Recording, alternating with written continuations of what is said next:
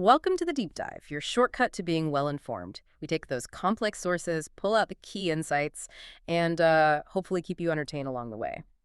Today, we're looking into, well, a really fascinating corner of the global economy, the jewelry retail software market. Yeah, it might sound a bit niche at first. Right. But the trends here are absolutely sparkling, no pun intended. Well, maybe a little. Huh, okay. Our main source for this deep dive is the Global Jewelry Software Market Outlook, 2021-2033 growth analysis from Cognitive Market Research. And that's a great one. It gives a really clear window into how digital tools are, well, transforming an industry that's always been so tactile, so personal. Exactly, full of tradition. So our mission today is pretty clear.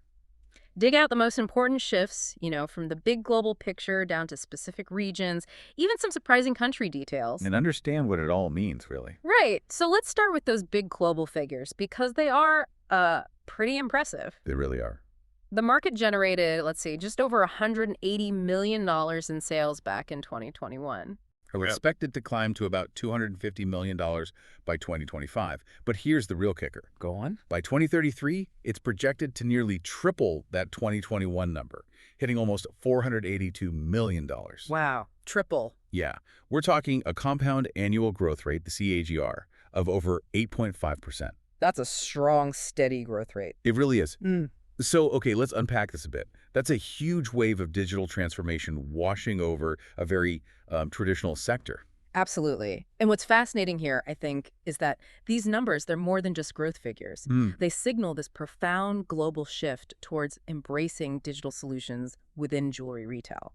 It's fundamentally changing how businesses operate. In what ways specifically? Well, everything from managing huge unique inventories to, personalizing customer experiences, streamlining supply chains.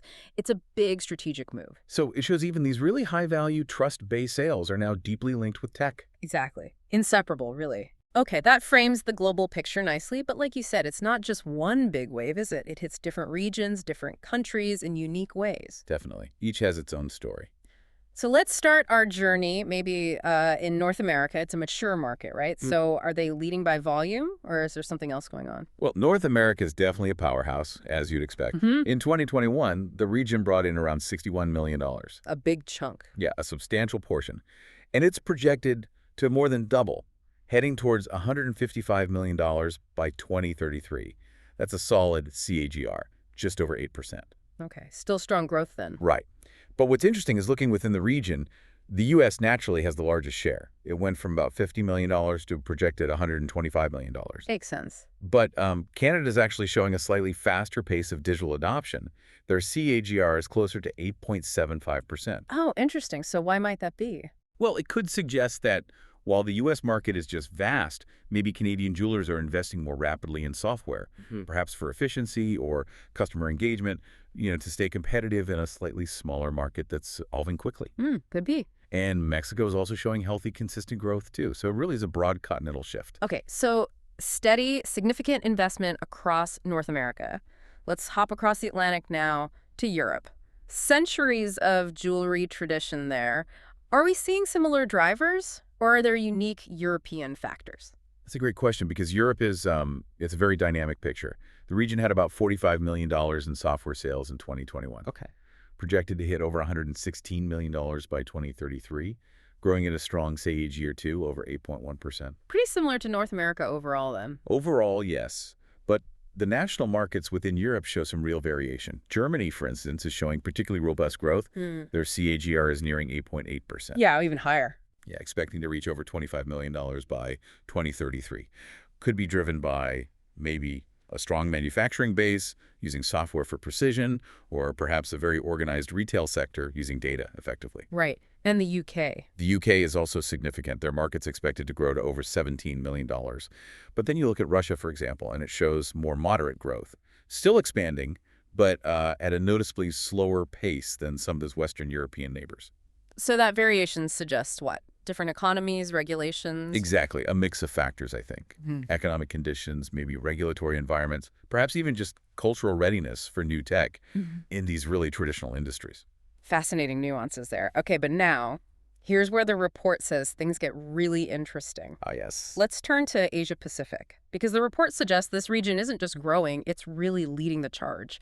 The numbers here are, well, kind of explosive. Asia Pacific is, without a doubt, the fastest growing region. It has the highest regional CAGR, an astounding 9.4%. Yeah, 9%. Yeah. The market there is set to more than double, from about $47 million in 2021 to nearly $139 million by 2033. Incredible. And within that, China is the dominant force. It's projected to basically triple its market value, from around $15 million to over $45 million. That's a 9.6% CAGR. so what's fueling that in China? Massive consumer base. E-commerce? All of the above, likely. Huge consumer market, yes, a booming e-commerce scene, and probably the need for really sophisticated supply chain management across such a vast area. Makes sense. But if you connect this to the bigger picture, look at India. Okay. India shows absolutely exceptional growth. It actually boasts the highest key GR overall across all regions, a staggering 10.3%. Over 10%. Wow. What's driving that? It's projected to go from about $6.5 million in 2021 to over $21 million by 2033. And it's not just about rising incomes. It seems to point to a massive leapfrogging of traditional retail models. You've got new digital-first players, a very tech-savvy consumer base, especially younger generations, and this urgent need for efficiency to scale up. Software helps manage inventory and supply chains in what can be a very fragmented market. So technology is helping overcome traditional infrastructure hurdles there. Precisely. It's a powerful example. And we also see rapid progress in places like Singapore with a 9.8% CAGR, and across Southeast Asia generally, showing over 10% CAGR as well. So really broad, powerful momentum across the region, often mobile first too, I imagine. Very likely, yes. Mobile-first strategies are key there. That scale and pace in APAC, especially India, it's truly remarkable. Really highlights the different adaptation speeds globally. Okay, what about further south, South America? What's the digital embrace look like there? South America is also seeing significant expansion, definitely. The region is projected to grow from about $10.5 million in 2021 to roughly $29 million by 2033. That's supported by a healthy 8.8% CAGR. Solid growth. Who leads there? Brazil. Brazil leads the region, yeah. Yeah. Its market is expected to reach nearly $11 million by 2033. But what's quite striking is Argentina. Oh. Argentina shows a notably strong CGR, close to 9.4%. Higher than Brazil's. Yeah, indicating a really rapid uptake of these digital tools there.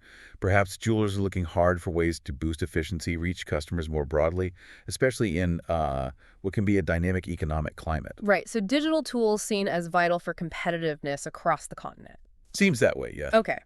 Moving across the globe again, the Middle East, a region just synonymous with luxury, exquisite craftsmanship. How are they blending that tradition with cutting-edge software? It's a fascinating mix there. Yeah. The Middle East market recorded around $8.8 million back in 2021, expected to grow to over $24 million by 2033. That's expanding at a robust 8.7% CGR. Strong. And given the focus on high-value luxury goods, they seem to be investing heavily in software, not just for, basic operations, but maybe more for enhancing that bespoke customer experience. Oh, okay. Like what? Well, look at the UAE. It shows a particularly strong CAGR nearing 9.4%, projected to reach over $4.3 million. This could reflect that push for innovation in luxury retail, maybe integrating virtual try-ons, advanced CRM systems to cater to a very discerning clientele. Using tech to elevate the luxury feel. Exactly. And Turkey also shows robust expansion at a 9% CAGR, heading towards almost $5 million. So it's a clear trend, integrating sophisticated software into high-value retail, blending artistry with modern efficiency.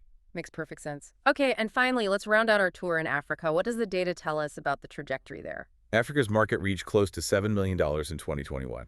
It's projected to grow to over $18.6 million by 2033.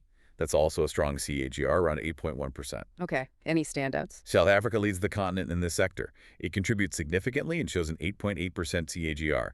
Its market is projected to reach nearly $7 million by 2033. So what does that suggest about the wider continent? Well, it highlights the growing opportunities for digital solutions in what's a very diverse, emerging retail landscape. Software can really help overcome logistical challenges there, connect jewelers with broader customer bases across potentially vast distances. So maybe a focus on foundational operational improvements first, getting the basics right with tech. That seems likely, yeah, using technology for efficiency and market expansion. Right.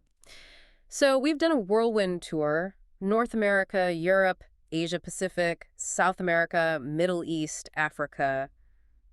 Quite a lot of data. A huge amount. Let's try and zoom out now. What does this all mean? Let's distill those core insights for you, our listener, from this deep dive. Okay.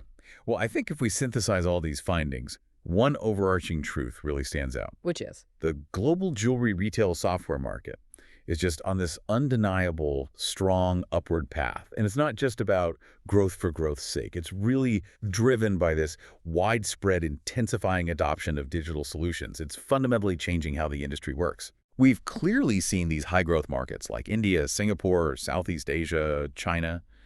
They're really leading the charge, often using software to kind of leapfrog older infrastructure or cater to rapidly digitizing consumers. Right, the high CGRs we talked about. Exactly. But Gotcha. at the same time, the established markets, the U.S., various European countries, they're maintaining steady, consistent gains. Showing it's not just the emerging markets investing. Precisely. It indicates that even legacy businesses are making substantial, ongoing investments in digital.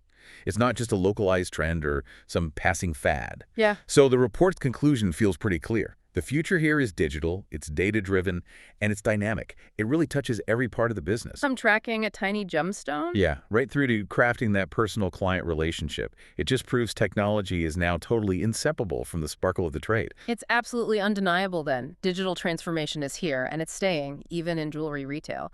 But, that raises a pretty profound question, doesn't it? What's that? What does this mean for the very essence of buying and selling something so personal, so valuable, so emotionally resonant as jewelry? How do you balance the cold, hard data with something so, human? That's the million-dollar question, isn't it? Yeah. It really forces us to think about how luxury itself is evolving. Yeah. How will these increasingly sophisticated software tools keep innovating the customer experience? We're moving beyond simple online catalogs now. Towards things like... Well, virtual try-ons using augmented reality, maybe AI-driven personalized recommendations based on someone's purchase history or important life milestones. Okay, clever stuff.